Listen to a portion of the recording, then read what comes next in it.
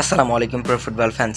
দর্শক, ব্রাজিলিয়ান তরুণ superstar Enrique Philippe তিনি কিন্তু আসলে একটা রেকর্ড করে ফেলেছেন। লা লিগায় এবারের মৌসুমেই তিনি প্রথম ম্যাচ খেলছেন এবং তিনি কিন্তু খেলতে নেমেই কিন্তু মাত্র ১০ মিনিটের মধ্যেই কিন্তু এই রেকর্ডটি তিনি বলে ফেলেছেন। ৮৬ মিনিটের মাথায় রিয়াল মাদ্রিদের সাদা জার্সিতে এনরিক ফিলিপে যখন মাঠে নামলো, তার ১০ মিনিট পর অর্থাৎ ৯৬ মিনিটের মাথায় দুর্দান্তভাবে কিন্তু একটি গোল করেছেন বুলেট গতির শটে, এবং সেই গোল করার পর কিন্তু লা লিগার পুরো ইতিহাসে রিয়াল মাদ্রিদের হয়ে গোল করা সর্বকনিষ্ঠ বিদেশি খেলোয়াড় ব্রাজিলিয়ান ফরওয়ার্ড এনরিক ফিলিপে। তার এই গোলটি করতে কিন্তু মাত্র ১০ মিনিট সময় লেগেছিল এবং ১৮ বছর ৩৫ দিনে কিন্তু এই গোলটি তিনি করেছেন। এনরিক ফিলিপেকে নিয়ে অনেক আলোচনা থাকতেই পারে, একজন ফুটবলারকে নিয়ে সমালোচনা থাকবে, এটা কিন্তু স্বাভাবিক ব্যাপার। তবে সমালোচকদের মুখ বন্ধ করতে এনরিক ফিলিপে যে এই গোলটা করেছেন, এই গোলটা কিন্তু তার ক্যারিয়ারের জন্য অনেক বেশি গুরুত্বপূর্ণ ছিল।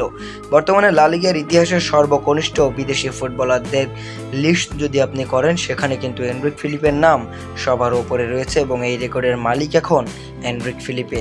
একজন ব্রাজিলিয়ান সমর্থক হিসাবে কিন্তু এই বিষয়টি আমার কাছে দারুণ লেগেছে। আপনার কাছে কেমন লেগেছে অবশ্যই জানিয়ে দিবেন আমাদের ভিডিওর কমেন্ট বক্সে।